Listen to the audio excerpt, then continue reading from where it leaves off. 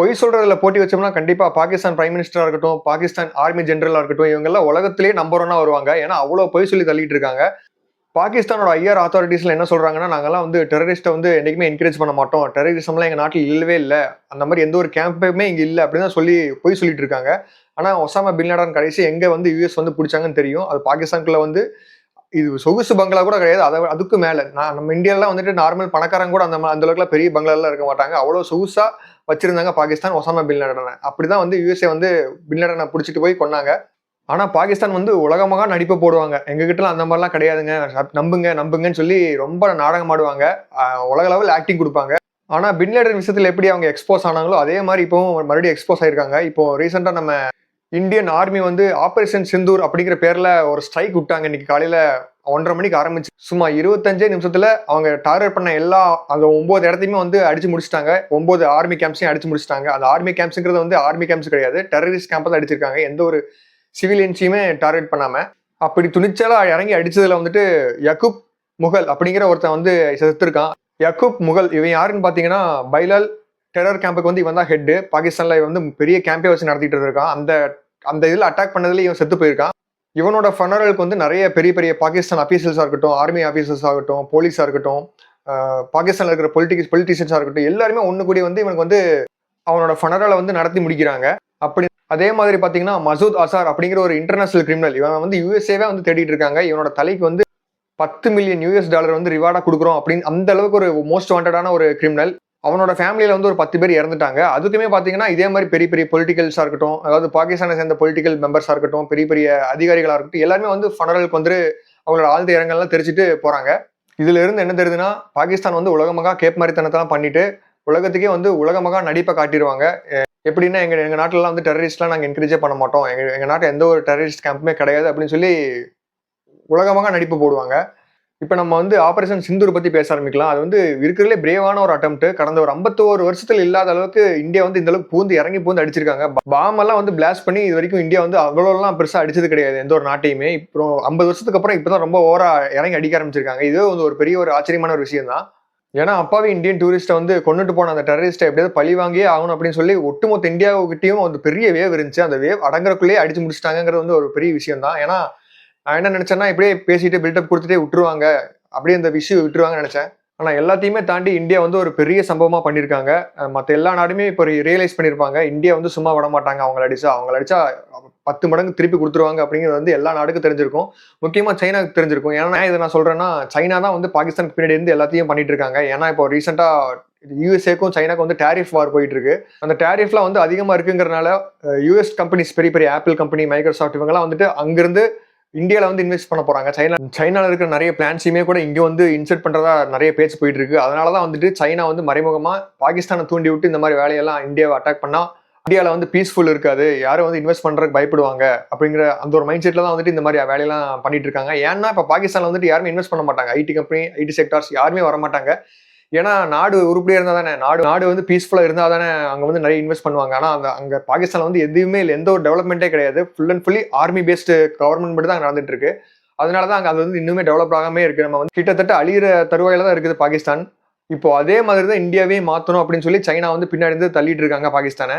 ஆனா இந்த எல்லா பிளானையுமே முறியடிக்கிற மாதிரி இந்தியா திருப்பி பதிலடி கொடுத்துருக்காங்கிறது வந்து ஒரு பெரிய வரவேற்கத்தக்கது தான். இதுல ஹைலைட்டான விஷயம் என்னன்னு பாத்தீங்கன்னா, இந்தியா வந்து மே 7ஆம் தேதி மார்க் ட்ரில் அப்படிங்கறத வந்து ஆர்மி பேஸ்டா நடத்த போறதா அப்படின்னு சொல்லிட்டு இருந்தாங்க.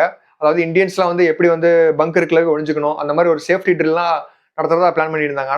ஆனா வந்துட்டு இந்தியா வந்து யாருமே எக்ஸ்பெக்ட் பண்ணாத ஒரு விதமா வந்துட்டு அந்த ஒரு 1:30 மணிக்கு நைட்டு 1:30 மணிக்கு வந்து பாகிஸ்தான்ல வந்து 7 இடத்த வந்து டார்கெட் பண்ணி அடிச்சிருக்காங்க. அது வந்து 24 மிசைல்ஸ் அனுப்பி அடிச்சு முடிச்சிருக்காங்க.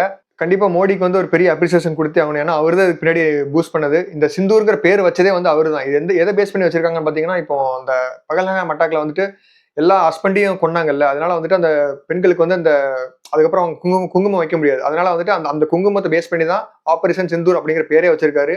அதுவே வந்து ஒரு பெரிய ஒரு இனிஷியேட்டிவ் தான்.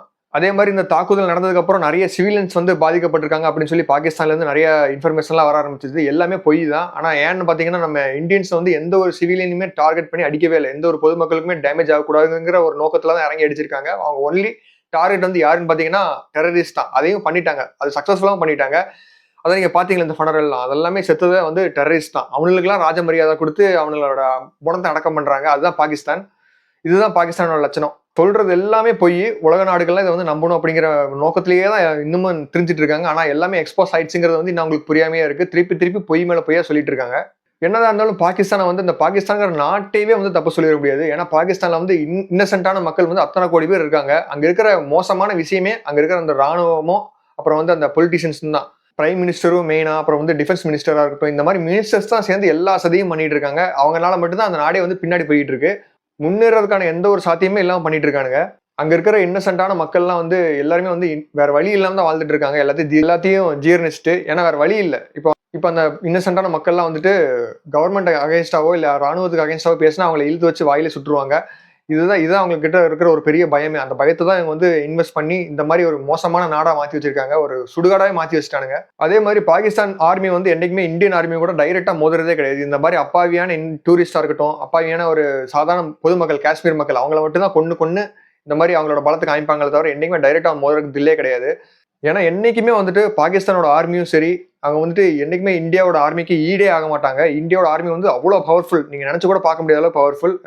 பாகிஸ்தானோட ஆர்மியை விட கிட்டத்தட்ட ஒரு 50 மடங்கு பெரிய ஆர்மி தான் நம்மளோட ஆர்மி பேஸ். அதுல சும்மா ஒரு 2% மட்டும் தான் இன்னைக்கு காமிச்சிருக்காங்க. அதுக்கே வந்து பாகிஸ்தானால தாங்க முடியல. இப்ப திருப்பி அவங்க வந்து அட்டாக் பண்ணுவேன் அப்படிங்கிற மாதிரிலாம் மிரட்டல் விட்டுருக்காங்க.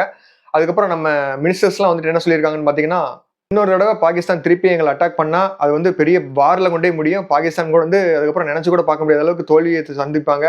அதுக்கப்புறம் வந்துட்டு பாகிஸ்தான் வந்து வளரவே முடியாது அப்படிங்கிற அளவுக்கு ஒரு அழுத்தத்தை கொடுத்துருக்காங்க. அது பாகிஸ்தானோட டிஃபென்ஸ் மினிஸ்டர் கவாஜா ஆசிஃப் என்ன சொல்றாருன்னா, இனிமே நான் வந்து பாகிஸ்தான் வந்து எந்த ஒரு அட்டாக்குமே போகாது, இந்தியா மேல அட்டாக்கே பண்ணாது, அதனால இந்தியாவும் இனிமே அட்டாக் பண்ணாம இருக்கணும் அப்படின்னு சொல்லி கேட்டிருக்காரு. இதுல இருந்து என்ன தெரியுதுன்னா பாகிஸ்தான் வந்து பம்பிட்டானுங்க, அடங்கிட்டாங்கன்னு தெரியுது. ஆனா என்னைக்குமே வந்துட்டு பாகிஸ்தான் இந்த அவங்களோட பேச்சை என்னைக்குமே நம்பவே முடியாது. ஏன்னா அவங்க வந்து சரியான சூழ்ச்சியை தான் பண்ணி இத்தனை நாளா இந்தியாவை அடிச்சுக்கிட்டு இருக்காங்க. அதை தவிர நேரில் வந்து அடிச்சதே கிடையாது. இந்த மாதிரி தான் பேசுவாங்க, நம்புற மாதிரியே பேசுவாங்க. ஆனா வந்து அவங்களை நம்பவே கூடாது. எந்த நேரத்துலயுமே வந்து இந்தியா அலர்ட்டா தான் இருக்கணும். ஏன்னா திருப்பி அவனுக்கு அட்டாக் பண்ணாலும் பண்ணுவாங்க. இப்ப பாருங்க, அந்த மசூத் அசார் அப்படிங்கிற அந்த ஒரு பெரிய டெரரிஸ்டோட குடும்பத்துல ஒரு 10 பேர் காணாம போயிட்டாங்க இந்த அட்டாக்ல. அதனால வந்துட்டு அவன் கண்டிப்பா பழி வாங்குறதுக்கு என்ன வேணா பண்ணுவான். அவனுக்கு ஹெல்ப் பண்றதுக்கு பாகிஸ்தான் தயங்க மாட்டாங்க, பாகிஸ்தானுக்கு ஹெல்ப் பண்றதுக்கு சைனாவும் தயங்க மாட்டாங்க. அதனால எனி டைம் வந்து நம்ம இந்தியா வந்து அலர்ட்டா தான் இருக்கணும். ஏன்னா போர்லாம் வந்துட்டா 2 நாடுமே தாங்காது. ஆல்ரெடி பாகிஸ்தான் வந்து ஐசியூல தான் இருக்கு. ஆல்ரெடி சாகர கண்டிஷன்ல தான் இருக்காங்க. அவங்களோட எக்கனாமியே ரொம்ப படுத்து தான் கிடக்குது. இந்தியாவையும் அந்த நிலைமைக்கு வந்து தள்ளணும்னு தான் பாகிஸ்தான் இவ்வளவு நேரம் போராடிட்டு இருக்காங்க. ஏன்னா வாருன்னு வந்துருச்சுன்னா வந்து ரொம்ப காஸ்ட் வந்து இருக்கிறதுல ஜாஸ்தி. அதுதான் இப்போ இந்த ஆபரேஷன் சிந்தூரே வந்து ரஃபேல் விமானத்தை யூஸ் பண்ணி தான் அடிச்சாங்க. அந்த ஒரு ரஃபேல் விமானத்தோட விலை எவ்வளவுன்னு கேட்டீங்கன்னா 670 கோடி. நினைச்சு பாருங்க எவ்வளவு பெரிய அமௌண்ட் அது. அதே மாதிரி அந்த குண்டு ஒண்ணு போட்டாங்கல்ல, அந்த குண்டு ஒவ்வொன்றுமே வந்து 2 கோடி ரூபா. சும்மா 24 டைம் அதை போட்டிருக்காங்க. அப்படின்னா பாருங்க அது எவ்வளவு அமௌண்ட் ஆயிருக்குன்னு. 48 கோடி இதுக்கே போயிருச்சு. அந்த வெறும் குண்டுக்கு மட்டுமே 48 கோடி போயிருக்கு. அதே மாதிரி ரஃபேல் ஒரு 2 விமானம் 4 விமானம்ன்றாங்க. அதெல்லாம் வந்து அதுலயே வந்து எங்கேயோ போயிருச்சு அமௌண்ட். 2000 கோடி கிட்ட போயிடுச்சு. ரொம்ப காஸ்ட் ஜாஸ்தி. எந்த ஒரு நாடுமே தாங்காது. அடி வாங்குற நாடும் தாங்காது, அடி கொடுக்குற நாடும் தாங்காது. அதுக்கப்புறம் எல்லா ரேட்டுமே வந்து நம்ம மேலதான் வரும் டாக்ஸா. எல்லா ரேட்டும் இன்க்ரீஸ் ஆயிரும். யாருனாலுமே சர்வே ஆக முடியாது. எல்லாருமே வந்து நடுத்தருக்கு வந்து நின்றுவோம். சீரியஸா உண்மை அதுதான். அதனாலதான் வந்துட்டு பாகிஸ்தான் வந்து நான் என்னதான் செத்தாலும் பரவாயில்ல, என் எக்கனாமியே கிராஷ் ஆனாலும் பரவாயில்ல, ஆனா இந்தியாவுக்கும் கிராஷ் பண்ணிட்டு தான் நான் போவேன், நான் சாவேன் அப்படிங்கிற ஒரு குறிக்கோளோட தான் சுத்திட்டு இருக்கானுங்க. இது வந்து நம்ம என்னைக்குமே ட்ராப்ல விழுந்துடவே கூடாது. நமக்கு வர டிஃபென்ஸை வந்து நம்ம நல்லா ஸ்ட்ராங் பண்ணிட்டே போகணும். இன்னைக்கு இந்த ஆபரேஷன் சிந்தூர்ல வந்து செயல்பட்ட எல்லா ஆர்மி அபிஷியல்ஸ்க்கும் வந்து ராயல் சல்யூட். ஏன்னா 28 இன்னசென்ட் இந்தியன்ஸை வந்து கொண்டுட்டு போனாங்க டெரரிஸ்ட். அதுக்கு பதிலடி கொடுக்குற மாதிரி 1:30 மணிக்கு அட்டாக் பண்ணி அப்பவே 8 பேரை கொன்னதா சொன்னாங்க. அதுக்கப்புறம் இப்போ லேட்டஸ்டா வந்து பாத்தீங்கன்னா அந்த பாகிஸ்தானோட டிஃபென்ஸ் மினிஸ்டர் என்ன சொல்றாருன்னா, ஒரு 80 பேரை கொண்டிருக்காங்க, 80 பேர் செத்துருக்காங்கன்னு ஒரு அபிஷியலான அனௌன்ஸ்மெண்ட் நம்பர் கொடுக்குறாங்க. இதெல்லாம் வந்து பெரிய சாட்டிஸ்பாக்சன் தான். அது வந்து நம்ம இந்தியன்ஸ் வந்து செத்து போனவங்களுக்கு வந்து பெரிய ஜஸ்டிஸ் கிடைச்சிருச்சுன்னு தான் நான் சொல்லணும். அதுக்காகவே கண்டிப்பா நம்ம இந்தியன் ஆர்மிக்கும் நம்ம கவர்மெண்ட்டுக்கும் சரி இந்த டைம்ல வந்து ராயல் சல்யூட் தான். இதே மாதிரி வேற ஏதாவது வீடியோ நான் பேசணும்னு நினைச்சீங்கன்னா கமெண்ட்ஸ்ல மென்ஷன் பண்ணுங்க. தேங்க்யூ ஆல் ஃபார் வாட்சிங்.